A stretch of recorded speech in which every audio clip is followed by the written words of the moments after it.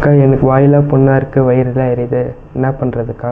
அப்படியேடா தம்பி, உனக்காகவே ஒன்று ஸ்பெஷல் செஞ்சுருக்கேன். மணத்தக்காளி கீரை.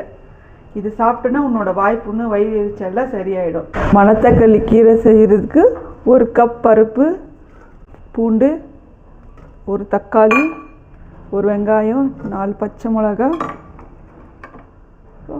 கீரை.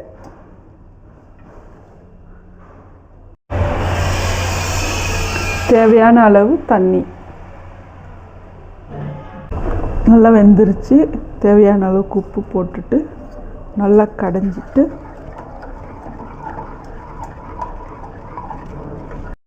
இப்போ தாளிச்சிக்கலாம். கடுகு, சீரகம், வெங்காயம், காஞ்ச மிளகா, கருவேப்பிலை. அவ்வளோதான். வெங்காயம் நல்லா ரோஸ்ட் ஆகிடுச்சு.